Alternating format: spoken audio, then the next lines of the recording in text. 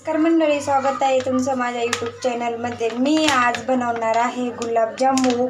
तर मी इथं घेतलेला एक अर्धा किलोला कमीच आहे ते घेतलेला आहे पॉकेट। तर आपण आता हे पीठ आहे ना दुधामध्ये मळून घेणार आहोत। त्यासाठी मी इथं घेतलेला आहे 1 वाटी दूध। आपल्याला दुधामध्ये मळून घ्यायचंय। दूध जर नसेल तर पाण्यामध्ये पण पीठ आपलं मळून घेतलं तरी चालेल। अशा पद्धतीने मी ते एका डिशमध्ये काढून घेतलेलं आहे पीठ। आपल्याला पूर्ण घिटुळ्यात ना हातावर अशा पद्धतीने चोळून घ्यायचे। आपल्याला घिटुळ्या अजिबात ठेवायच्या नाहीत अशा पद्धतीने। आणि मी ना आता हे पीठ आहे ना मोठ्या परातीमध्ये मळून घेणार आहे। छोट्या परातीमध्ये काय ते मळता येणार नाही आपल्याला व्यवस्थित।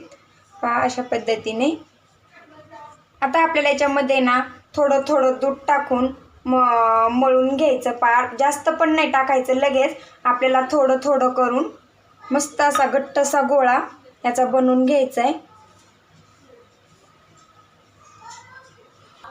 मस्त असा मऊ लुसलुशीत होईपर्यंत आपल्याला गोळा आहे ना मळून घ्यायचा। आपण जेवढा जास्त वेळ मळून घेतो ना आणि मऊ लुसलुशीत मळून घेताना तेवढे गुलाबजामू एकदम मस्त होतात। अशा पद्धतीने मी छान असा बराच वेळ आहे ना मळून घेतलेला आहे आपण हे गुलाबजामुचं पीठ। पीठ पण जास्त आहे तर त्यामुळे मी इथं 1 तांब्या एवढा पाक बनवणार आहे। आपल्याला पाक इथं जास्त लागणार आहेत, आपले गुलाबजामू जास्त आहेत।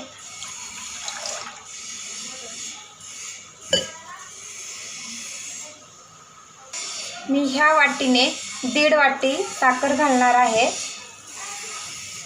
आपला पाक जर व्यवस्थित छान जर झाला ना तर आपले गुलाबजामू सुद्धा मस्त होते।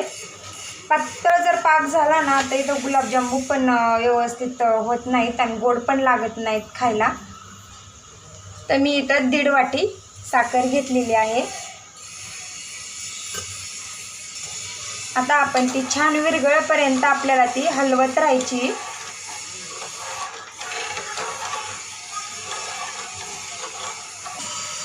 आपला पाक तयार होईस्तोवर आणि आपल्या गोलगोट्या पण बनवूस्तोवर ना आपण तेल गरम करायला ठेवूया।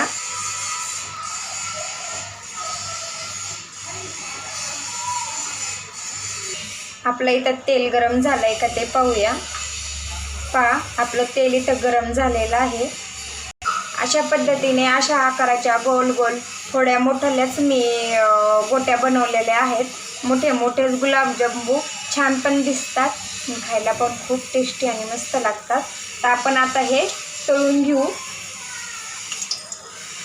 कधी पण हाताने ह्या गुलाबजामुनला असं तेलामध्ये सोडीत जायच्या नाहीत गोट्या, कारण की तेल अंगावर उडतं। कधी पण असं झाऱ्यामध्ये गुलाबजामू घ्यायचे आणि अशा पद्धतीने ना तेलामध्ये सोडायचे।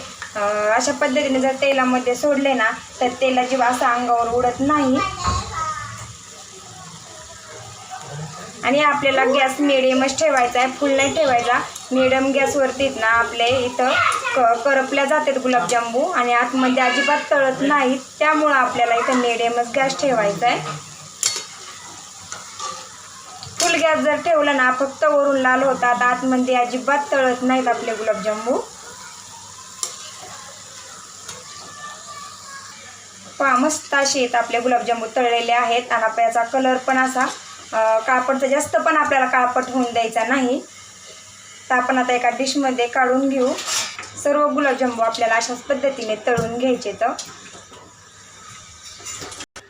मस्त असे आपले गुलाबजामू तळून झालेले आहेत आणि आपल्याला हे गुलाबजामू आहेत ना थोडेसे थंड होऊन द्यायचे आणि थंड झाल्याच्या नंतर आपल्याला गरम गरम पाक आहे ना त्यामध्ये टाकून घ्यायचा। हे माझे असे थंडसुद्धा झालेले आहेत आणि माझा पाकसुद्धा इथं तयार झालेला आहे। आणि मी याच्यामध्ये इलायची टाकलेली आहे, अर्धा चमचा इलायची पावडर। आता आपण याच्यामध्ये टाकून घेऊया पाक अशा पद्धतीने। अशा पद्धतीने पाक जर टाकला ना आपले सर्व गुलाबजामू आहेत ना व्यवस्थित भिजल्या जातात। आणि आपण गुलाबजामू जर टाकले ना तर ते असे व्यवस्थित भिजल्या जात नाहीत, त्यामुळे ना अशा पद्धतीने ना पाक जर टाकला ना गुलाबजामूमध्ये, सगळ्या गुलाबजामूमध्ये मुरल्या जातो। आता आपल्याला झाकण ठेवून आहे ना एक अर्धा तास छान असे गुलाबजांबू भिजून द्यायचे पाकामध्ये. मस्त असे गुलाबजांबू भिजलेले आहेत, पाहू शकता तुम्ही. आणि फुगलेले सुद्धा आहेत. किती मोठाले झालेत, मी किती छोटे बनवले होते फुगून किती मोठाले झालेत. मस्त नवीन असाल तर चॅनलला सबस्क्राईब करायला विसरू नका. पुन्हा भेटू असंच नवीन नवीन रेसिपीसोबत. तोपर्यंत धन्यवाद.